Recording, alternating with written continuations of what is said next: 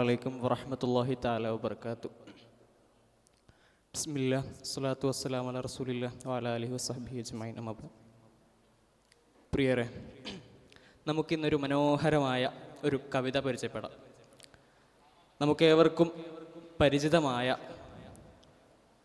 ഓട്ടപ്പള്ളിയിൽ Neelakantan വേലായുധക്കുറുപ്പ്.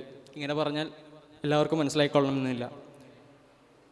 ONV Kurup എന്ന് പറയുന്ന മൂന്നക്ഷരത്തിൽ വളരെ പ്രസിദ്ധനായ മലയാള മനസ്സിനെ കവർന്നെടുക്കുന്ന വരികൾ രചിക്കുന്ന ആദരണീയനായ ഒരു കവിയുടെ അമ്മ എന്ന് പറയുന്ന വളരെ ഹൃദയസ്പർശിയായ 9 ആൺമക്കളുടെ ഒരമ്മയുടെ 9 ആൺമക്കളുടെ കഥ പറയുന്ന ഒരു വളരെ മനോഹരമായ ഒരു കവിതയിലേക്കാണ് ഞാൻ നിങ്ങളെ ക്ഷണിക്കുന്നത്.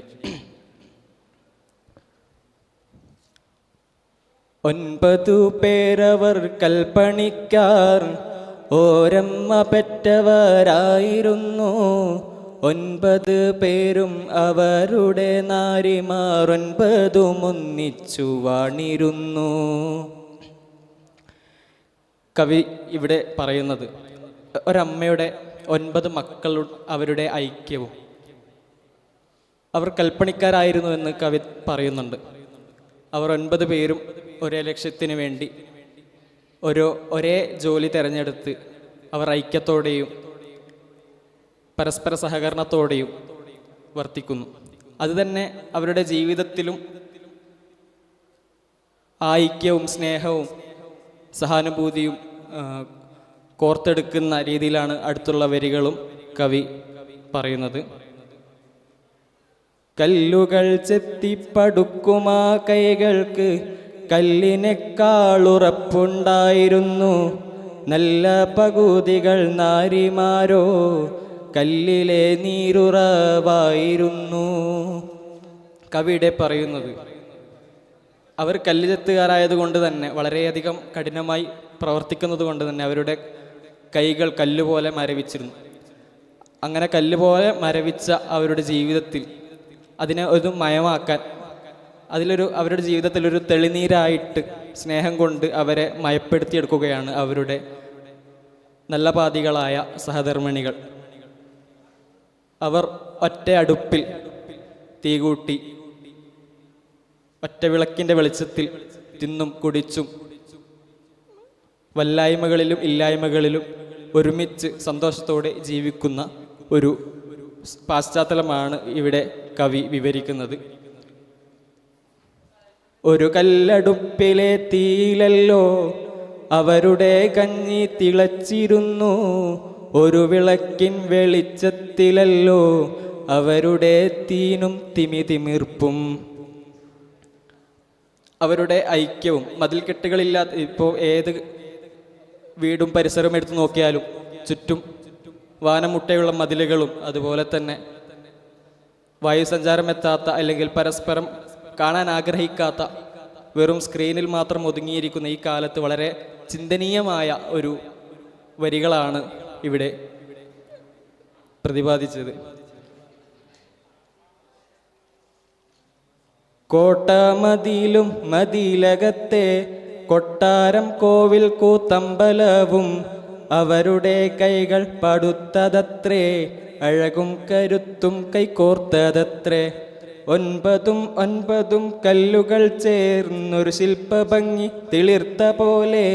9 കൽപ്പണിക്കാരവർ നാരിമാർ 9 ഒന്നിച്ച് വാണിരുന്നു. പല പല കല്ലുകൾ ഒരുമിച്ച് ചേർത്ത് മനോഹരമായൊരു സൃഷ്ടി ഉണ്ടാക്കുന്നത് പോലെ കരുത്തും ഐക്യവും സ്നേഹവും ഇങ്ങനെയുള്ള വിവിധ ഘടകങ്ങൾ ഒരുമിച്ച് ചേർത്ത് അവർ പടുത്തുയർത്തുന്നത് മനോഹരമായ ഒരു ജീവിതം എന്ന ശില്പത്തെയാണ് എന്നാണ് കവി ഇവിടെ പറയാൻ ആഗ്രഹിക്കുന്നത്.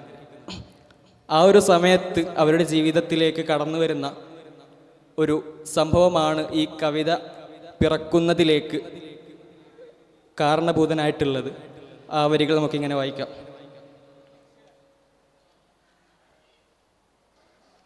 അത് കാലം കോട്ട തൻ മുന്നിലായി പുതിയൊരു ഗോപുരം കെട്ടുവാനായി 18 കൈകൾ വീണ്ടും ഉത്സവ ശബ്ദഘോഷമായി.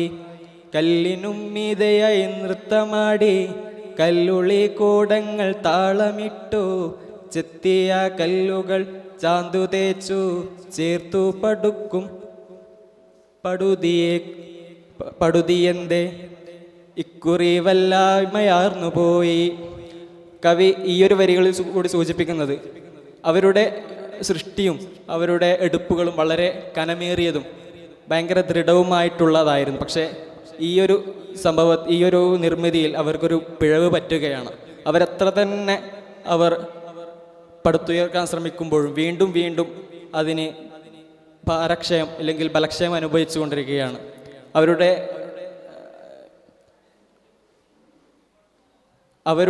ആ ഒരു ഇത്രയും കാലത്തെ പരിചയത്തിൽ അങ്ങനെയുള്ളൊരു സംഭവം ഉണ്ടായിട്ടില്ല എന്ന് തന്നെ വേണമെങ്കിൽ പറയാം.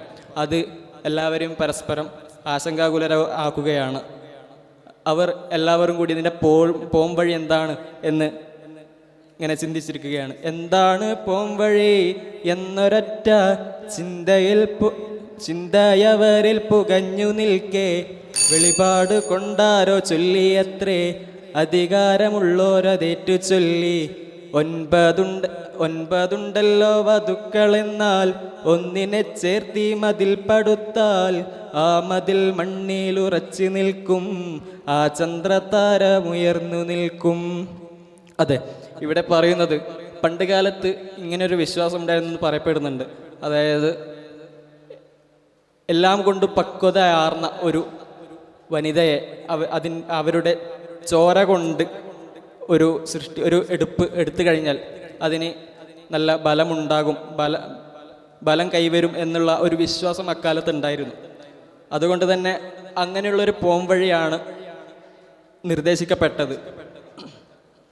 അവർക്ക് 9 ഭാര്യമാരുണ്ടല്ലോ. അപ്പോൾ ഏതെങ്കിലും ഒരു ഭാര്യയെ ഇതിനു വേണ്ടി തയ്യാറാക്കാൻ വേണ്ടി അവർ പരസ്പരം ആലോചിക്കുകയാണ്.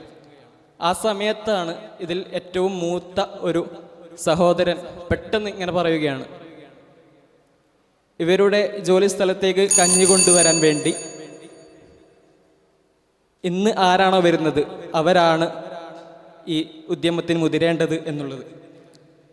അങ്ങനെ അവസാനം മൂത്ത ജ്യേഷ്ഠൻ്റെ ഭാര്യ തന്നെ വരികയും പിന്നീട് അവിടെ നടക്കുന്ന വളരെ ഹൃദയസ്പർക്കായ ഒരു സന്ദർഭത്തിലേക്കാണ് കവി അവസാനമായി കൊണ്ടെത്തിക്കുന്നത്. ആ അമ്മ, അതായത് ആ മൂത്ത ജ്യേഷ്ഠൻ്റെ ഭാര്യ ഈ ഉദ്യമത്തിന് മുതിരുന്ന ഒരു സന്ദർഭത്തിൽ അവരോടായിട്ട് പറയുന്ന ഒരു കാര്യമുണ്ട്. കെട്ടിപ്പടുക്കും മുൻപെനിക്കൊണ്ട് ഒറ്റയാഗ്രഹം കേട്ടുകൊള്ളുവിൻ, കെട്ടിമറയ്ക്കല്ലേ പാതി നെഞ്ചം, കെട്ടിമറയ്ക്കല്ലേ എൻ കൈയും, എൻ്റെ പൊന്നോമന കേണിടുമ്പോൾ എൻ്റെ അടുത്തേക്ക് കൊണ്ടുപോരൂ, ഈ കയ്യാൽ കുഞ്ഞിനെ ഏറ്റുവാങ്ങി ഈ മുലയൂട്ടാൻ അനുവദിക്കൂ. തൻ്റെ അവസാന ആഗ്രഹമായിട്ട് അമ്മ പറയുന്നുണ്ട്, എന്നെ ചേർത്ത് ഈ മതിൽ പണിതുകൊള്ളൂ, പക്ഷേ എൻ്റെ നെഞ്ചും കൈയും ഒഴിച്ചിട്ട് കൊണ്ട് വേണം എന്നെ ഈ സൃഷ്ടി ഉണ്ടാക്കുന്നതിൽ എന്നെ ഭാഗവാക്കാക്കാൻ. കാരണം എൻ്റെ കുട്ടി അമ്മയെ ചോദിച്ച് കരയുമ്പോൾ ആ കുഞ്ഞിന് മുലയൂട്ടാൻ വേണ്ടി നിങ്ങൾ ആ കുഞ്ഞിനുമായി ഇവിടെ വരണം. അത്രത്തോളം അമ്മയുടെ ആ അന്ത്യനിമിഷ സമയത്തും തൻ്റെ മകന് വേണ്ടി ഒഴിച്ചു വെച്ച ആ ത്യാഗത്തിൻ്റെ വളരെ മനോഹരമായ ഒരു രംഗം കവി വരികളിൽ കൂടി വളരെ ഹൃദയസ്പൃക്കായി അവതരിപ്പിക്കുകയാണ്.